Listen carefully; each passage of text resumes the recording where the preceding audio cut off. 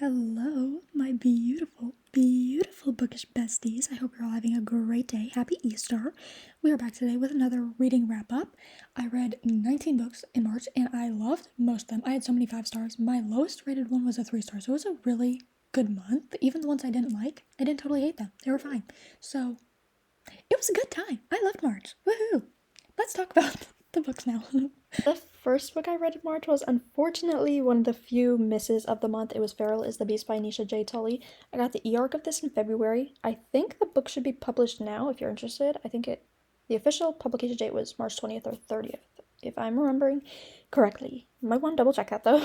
Anyway, this is a dark fantasy romance novella that follows Vespera, a 400-year-old witch who has been concealing her identity and powers for years. She gets kidnapped by the feral king who lightly tortures her to get her to showcase her powers, which he wants to utilize for his own benefit. I like how I said lightly torturing. Oh, he's just lightly torturing her, no biggie. Really though, the torture scenes weren't super graphic or violent or anything like that. They were about as tame as you can get. I gave this 3 stars, and what I'm about to say is going to sound a little unhinged, but I'm nothing if not an honest person, so here goes. I liked the first half of the book with the kidnapping and torture and mild cruelty more than the lovey-dovey light crap we got in the second half. That sounds so wild to say. But at least the kidnapping torture stuff was exciting. The lovey-dovey crap was just boring. The hero, who I was very intrigued by in the beginning, turned out to be so bland. I don't like his nice side. It's just so boring. He has no personality. And Vesper, in the beginning, she seemed like such a baddie. But then I realized she was all talk, no action. She would make constant threats and then act on none of them. I was promised an anti-heroine and she did not deliver. And the romance isn't that great either. It's mostly just lust and physical attraction. They said they loved each other, but I couldn't feel that.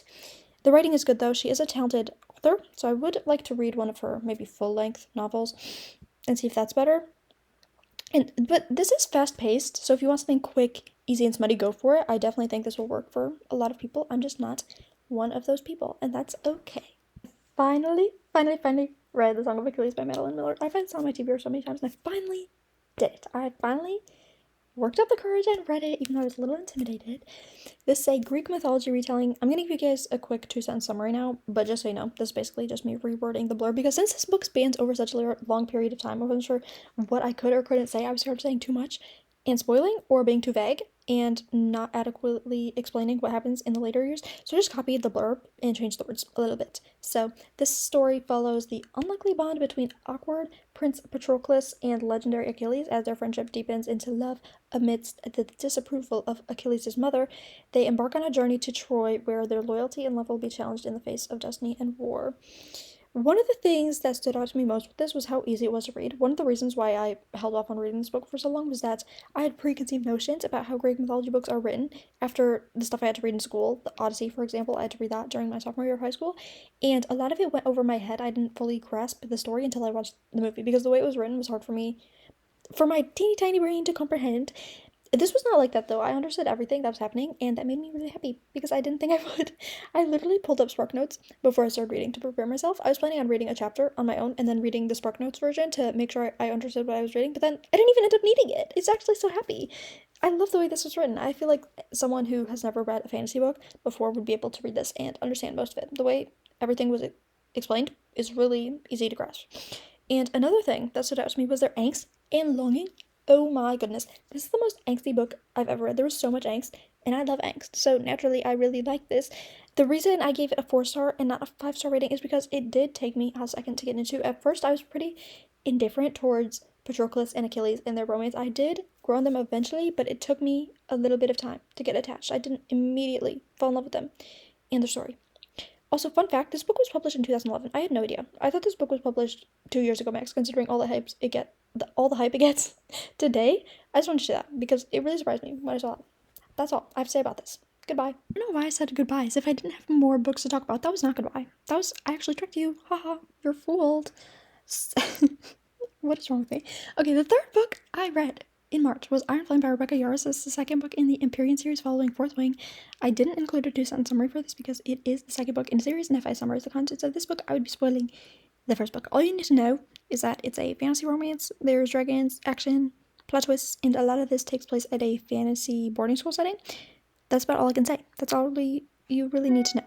I really like this. I like the dragons. The action scenes were really well written. Some of the plot twists actually got me. It was a lot less predictable than the first book for me. The only downfall was that there was so much arguing between the main couple, and obviously every couple fights. That is normal. But they were fighting all the time, and they were going in circles with their arguments. They were just saying the same things over and over again, and it was annoying.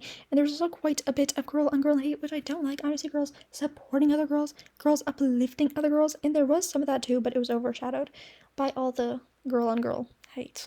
So excited to talk about this one. I've read 5 Survived by Holly Jackson this month. This follows Red and 5 of her friends as they embark on an RV trip, but their journey takes a sinister turn, dun dun dun, when their tires are shot out and a gunman traps them, claiming one of them has a secret that got them into this mess. If any of them try to escape before the secret is spilled, they'll die. I went into this book pretty blindly. I didn't know what it was about or have any expectations because I've never read anything from Holly Jackson before, but oh my goodness, this book blew me away. It was so good. It's a locked-in thriller because all the kids are stuck in this RV and they're being forced to stay there or die.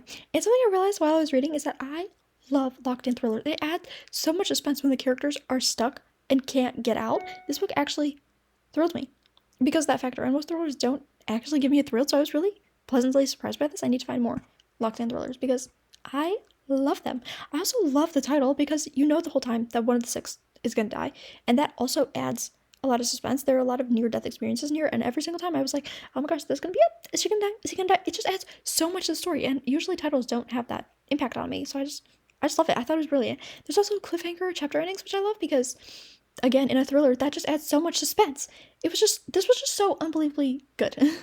I gave it 5 stars. If that wasn't obvious enough by how much I'm raving about it, it was so suspenseful and fast-paced. I loved every second of it. I need to return to her backlist now because if all of her thrillers are this good, I need them. And then I read Ruthless Vows by Rebecca Ross. This is the second book in the Letters of Enchantment duology following Divine Rivals. Again, this one doesn't get a summary attached because by explaining the plot of this one, it would be spoiling what happened in the first book.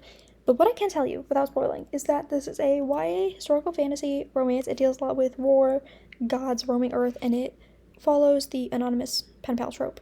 I like this, but it was a little bit of a disappointment for me just because Divine Rivals was one of my favorite books of last year, so I went into this with high expectations and it didn't meet all of them, but it was still good. Don't get me wrong. I just wanted a little bit more. I wanted more romance. The romance was my favorite part of the first book, and we didn't get too much of that in this one, so that was disappointing to me.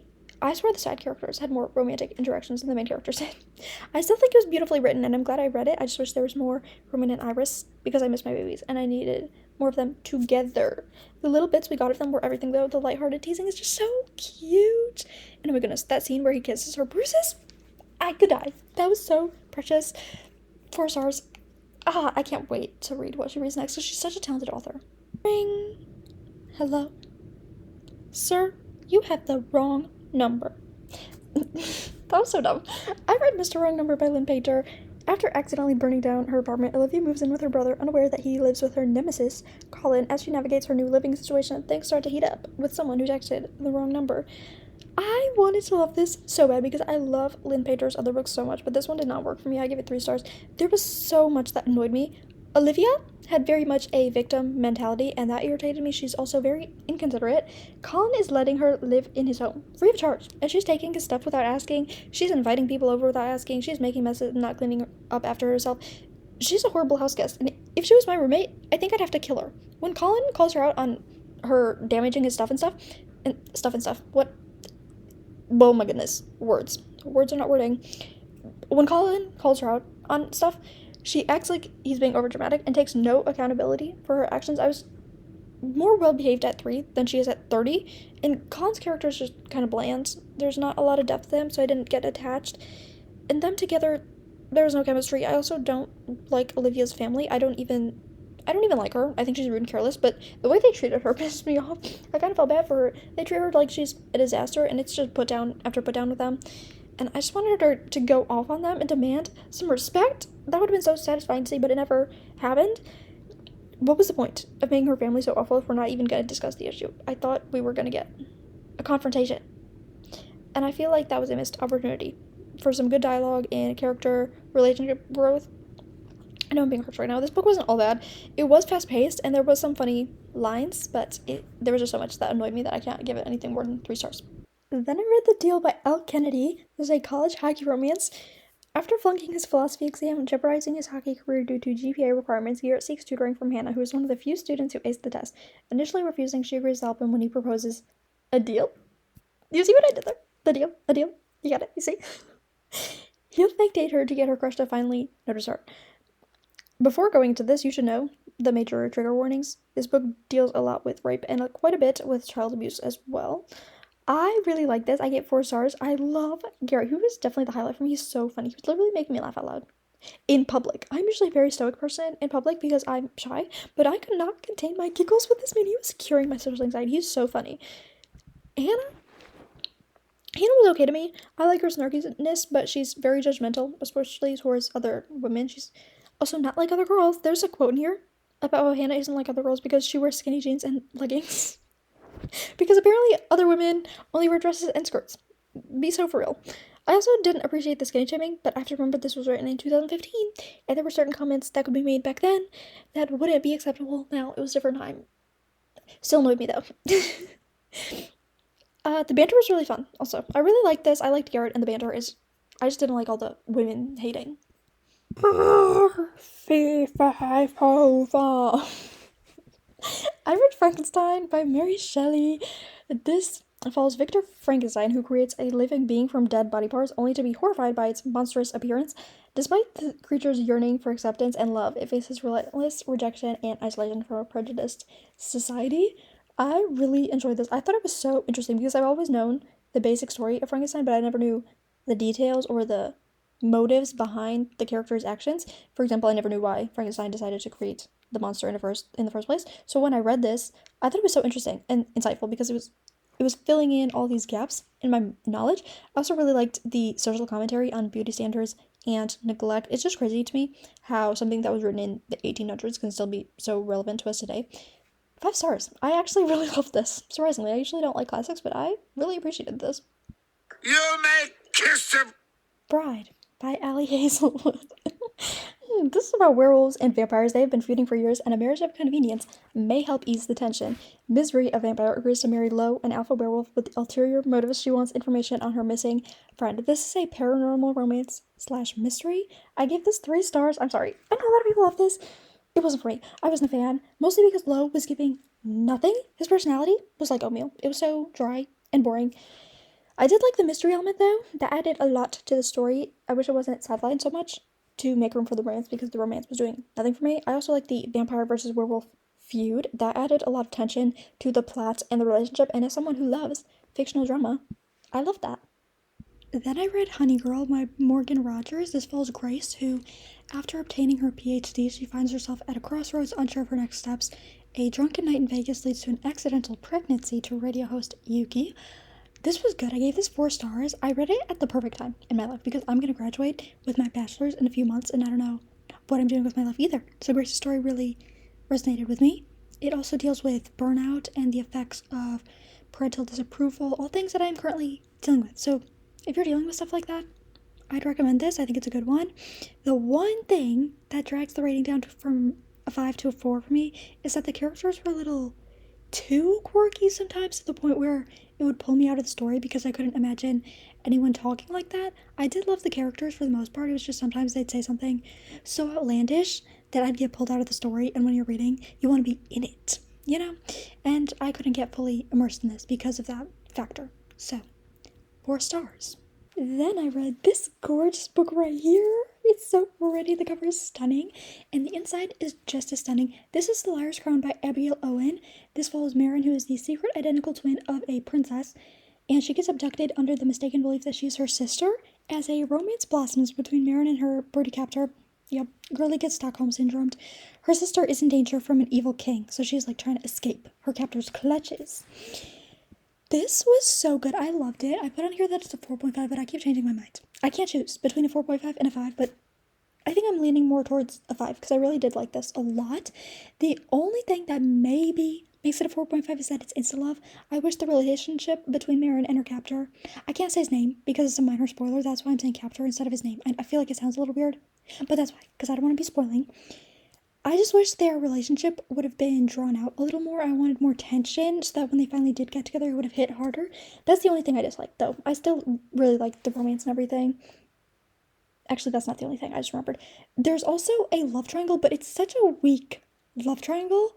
It didn't even need to be included because the other guy, he's barely there. He's like there in the beginning briefly, and then he's there at the end for 2 seconds. He's barely there, but you can like tell the author's gonna make it a love triangle, and I just don't think it needs to be that way because we know who she's gonna get with. It's very, very obvious. And what's the point of a love triangle if you already know how it's gonna end up? I just feel like it's kind of pointless, and I just don't like love triangles also.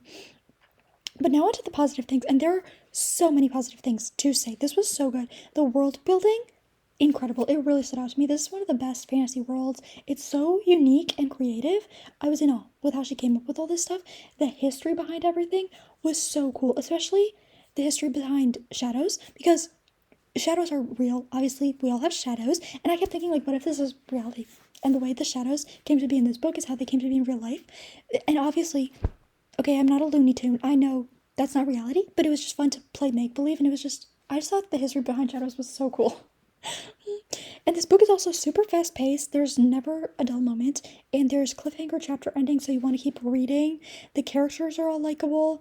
The side relationships are all likable also. There's witty banter between everyone. It's just such a fun time. And also the dangerous creatures are so cool. There was one thing that was like an octopus monster thing. It was called a devourer, and that it was so sick. And there were so many cool creatures like that. And the ending was so wild. I need to read the next book ASAP, but my library only has one copy, so I have to wait because someone else has it checked out. Because I want to read it right now. It was the way this book ended. Like, I need to know what happens right now. It's so wild. And yeah, this is a 5-star. Actually, that's my official rating. I love this so much. As I'm talking about it, I'm just like falling more in love. I loved it. 5 stars. If you're looking for another book with a shadow deity, MMC, this is the one. The award for the biggest surprise of the year goes to dun dun dun, If We Were Villains by ML Rio. I had such low expectations for this book because it always gets compared to The Secret History, and I didn't like that at all. And I'm just not a huge dark academia girly. Or so I thought. Maybe I actually am a dark academia girly, and I was just reading the wrong books because I love this so much. Let me read the summary to you so we're all on the same page. Released from prison after a decade, Oliver recounts the events that led to his incarceration. It's set in a prestigious arts college. The story delves into the lives of Oliver and his Shakespearean-obsessed friends as the lines between performance and reality blur. This was so unbelievably good. I actually read it twice, and I rarely reread, so that is wild for me, really telling of how much I liked it. The first time I listened to it on audio, because, as I said, I thought I hate it, and I figured listening to it would make it more bearable, but I ended up loving it so much. Then I reread it with my eyeballs and annotated the whole thing, and I still loved it just as good in physical format as audiobook format. It's amazing. What's really weird to me is that I actually liked the plays. I've never been a theater kid, never been into Shakespeare or anything like that, never really wanted to watch a play. When we had to do that in school, I was kind of annoyed. But I loved the performances and the plays in this. What? Who is she? I don't even know. This book made me question my whole existence because it took a bunch of things I usually hate in books and made me love them. I loved how dramatic the plays were. It was so fun, and I like how it connected to what was happening in the characters' real lives. The author utilized the plays in such a meaningful and symbolic way, and I liked making those connections. And I also liked the way the book is formatted. It's told through acts and scenes, which is so fitting because they're theater kids, and I thought that was so cool. Even the dialogue, sometimes it reads like it would on a script, and the writing is just gorgeous. I underlined so many things. I jotted down quotes in my notes app. She writes like a poet, literally like a poet. Some of the lines are so lyrical and beautiful that I could cry. She is so talented. And Emily Rio also posed very thought-provoking philosophical questions too, so even when I wasn't reading the book, I was thinking about it because I was pondering those questions. And I also adored the characters and the found family theme. The found family theme is so good in this. I love this group of friends. There were so many cute, wholesome moments between them. Meredith was my favorite, by the way.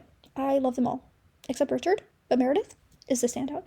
I also ship them all with each other. I could not pick a side. When I tell you I shipped everyone with everyone, I mean it. They should just honestly have an orgy. How did they all have so much chemistry with each other? Except Richard. Again, F that guy. I ship him with myself holding a sledgehammer. He sucks. But everyone else is spectacular, amazing, incredible, beautiful. I love them. And the banter is top tier. They're all so witty, and there's snark, and I love snarky, witty banter, and these characters had it in spades. It made for a very enjoyable reading experience. 10 out of 10. Highly, highly recommend. Pew pew pew pew. I read a mafia romance. I need to stop. I read Bound by Hatred by Cora Riley. This follows Matteo, who is consumed by his obsession with Gianna and forces her into a marriage with him. Determined to escape, Gianna flees only to be relentlessly pursued by him. So it has that cat and mouse dynamic. If you're into that, you might like this. I liked it, but it did disappoint me a bit because they didn't have much of an emotional connection. I feel like the second half was just lust and sex. And I like smut, but I wanted that deeper emotional connection along with the smut. Otherwise, I'm just bored and I can't buy into this supposed love they have for each other. Their love, well, Gianna's love more so. It just felt kind of out of nowhere. I didn't totally buy into it. The first half was great, though. It was really exciting, and I liked the banter. It was giving everything it needed to give. That's what made me still give this a high rating. I was going between a 3 and a 4, but I really did like the first half. It's just the second half.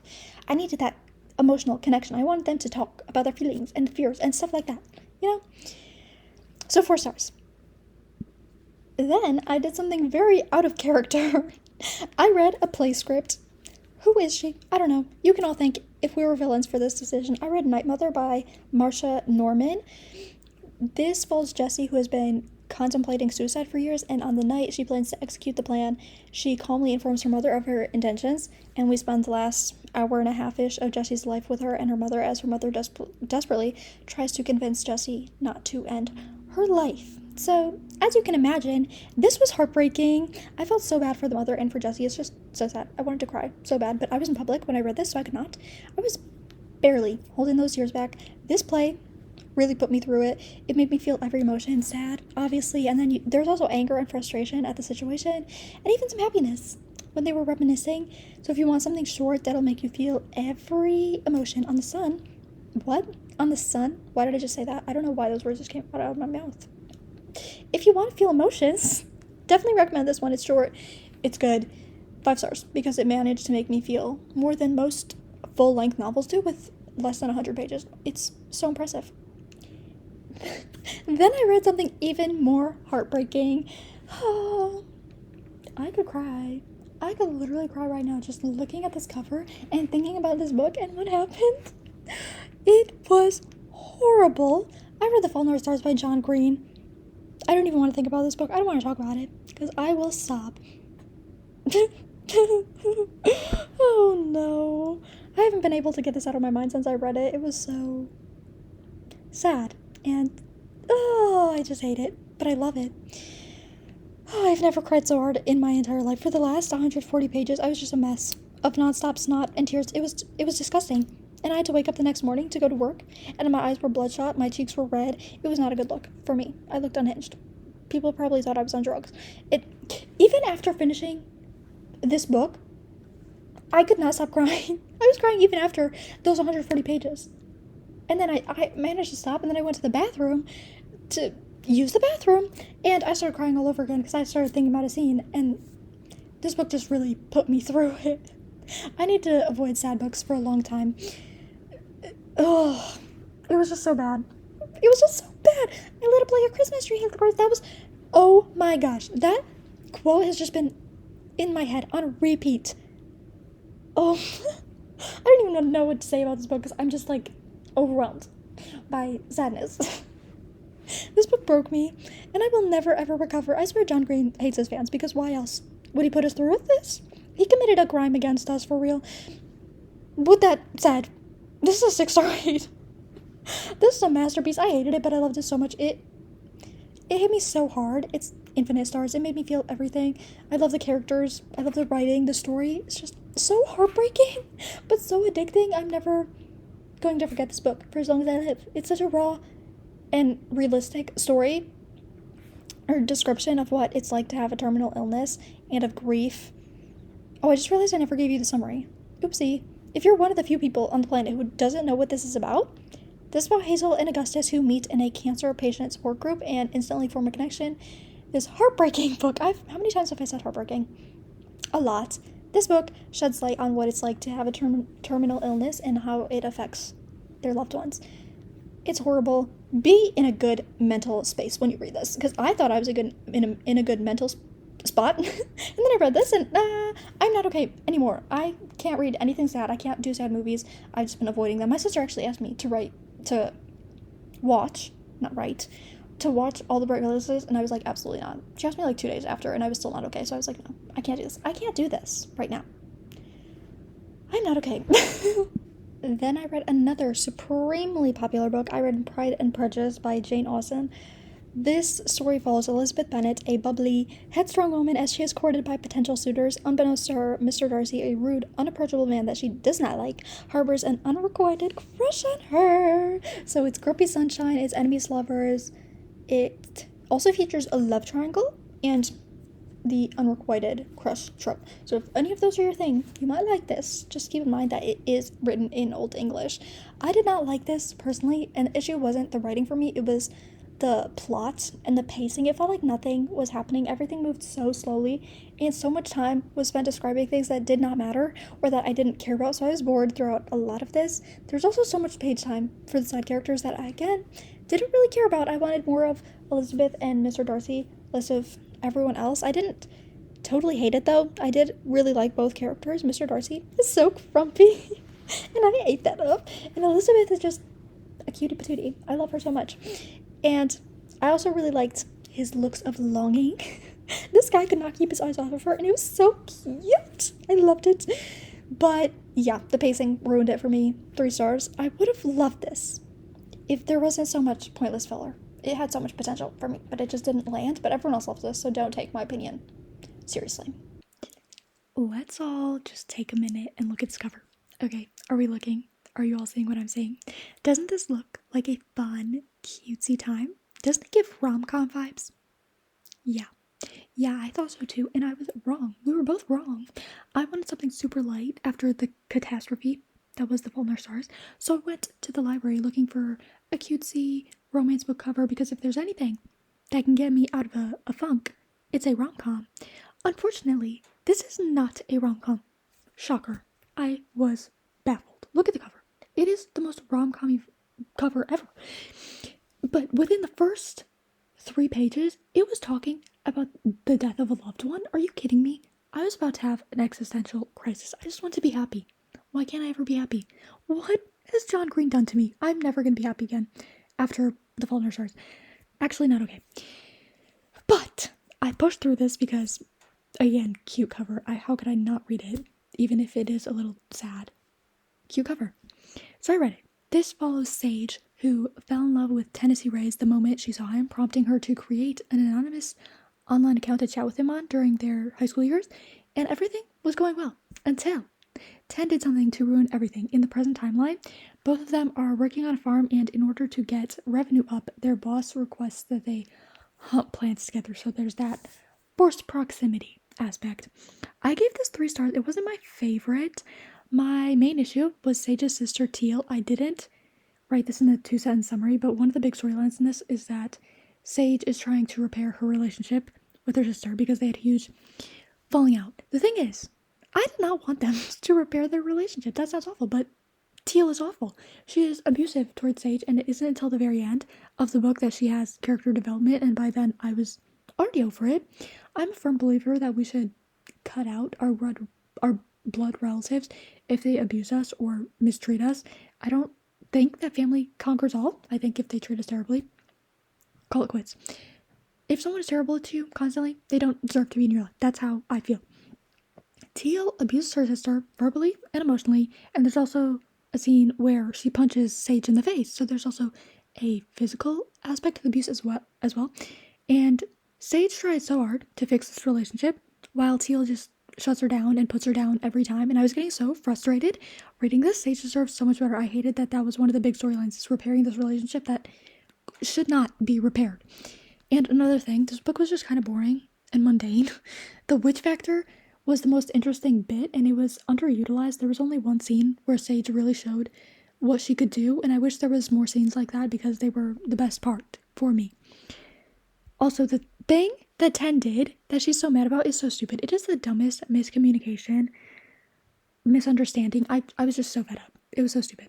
I love 10 though. He's so sweet and flirty and considerate. I really liked him, and I liked their brand of flirting. It's really awkward, but it's also really cute and wholesome how awkward it is. And I like the flirting. 3 stars, had potential, but I didn't like the family relationship. Yeah, Didn't like that. Then I read Done and Dusted. I don't know why, but every time I see this title, I want to break out into song. Is it an actual song? Or am I going crazy? Even when I'm just thinking of the title in my head, my brain is singing. So it has to be a song, right? I'm gonna look that up after I finish filming this because I don't know why I keep doing that. Anyway, Done and Dusted follows Emmy, who is forced to abandon racing following an accident due to her crippling anxiety. She returns to her hometown seeking solace and starts spending time with her brother's best friend, Luke, who she used to dislike but is now falling for, and who is falling for her in return. Call me crazy, but I gave this 5 stars. I know most people would not think of this as a 5-star read. It's short, really light, but I had so much fun. It was exactly what I needed coming off of The Fault in Our Stars. It's relatively light, like I said. There's teasing banter. It's just a good time all around, and there's not a single thing about it that I can think of that I disliked. So I'm giving it 5 stars. I don't care what anyone says. There was no third act breakup to be annoyed by. The characters were good. The romance was good. The smut was good. The writing is quick, easy, fun to read. I like the teasing banter between the characters. I like the emotional support they provided each other with. It was honestly a perfect book. 5 stars. I've said it once and I'll say it again. This was such a fun time. I'll definitely be continuing the series. Yeehaw. I'm so excited for the third book. The third book is going to eat. It is one of my most anticipated reads of the year now because the breadcrumbs we got of Ted and Gus, oh my goodness, they were so good. They are going to serve enemies, lovers, and single dad so hard. I'm so excited. The fact that we have to wait until November for their book, criminal. Last, but certainly not least, we have The Devil to Pay by Kate Bateman, another 5-star read. This follows Kara, who is on the run from her uncle who has murdered her father and seeks her birthright. She goes to Alessandro Del Sarto. Doesn't that just roll off the tongue? Alessandro. I love it. I love it so much. She goes to him. Oh, he's a brooding mercenary. Can't forget that. That is a key to why I love this book so much. He's a brooding mercenary. She goes to him for help. And because the two are both highly opinionated and strong-willed, they constantly butt heads. I love their dynamics so much. It was so entertaining the way they would constantly bicker and argue, but not in a mean-spirited, toxic way, in a fun, entertaining way, for the most part. There were some times where he would go too far, and I wanted to throw an egg at his head. Get it? Because it's Easter time, an egg. I make myself giggle sometimes. I don't make anyone else giggle, but at least I humor myself. As I was saying, most of the time, I love them, and reading their banter, jolly good time, but sometimes they would just go a little too far with their arguing. Not most of the time, though, so I don't care. It was a fun time. Everyone argues mean-spiritedly sometimes. What am I saying? I don't even know. The words coming out of my mouth, I'm not processing them until after they come out of my mouth, and then I'm like, why are you still talking? I don't know. Anyway, what was I saying? I love them together. That's my point. They balance each other out really well. They have the best snarky, witty banter. It isn't all snark, though. No. There were some scenes where they are tender and sweet with each other, and because those scenes were so rare, because they're usually at each other's throats, those scenes where they were being tender with each other hit so hard. They were everything. I was swooning so hard. I love them as a couple, but also as individuals. Kara, my brave, headstrong, stubborn queen, and Alessandro, my broody and moody, seductive, arrogant king. I just love them so much. And the smut, so good. And the tension between the sexual tension. Oh my goodness, I could die. It was so good. Highly recommend. That's the last book I have to talk about today. Ending off very strong with this historical romance. See you in the next one. Love ya. Bye.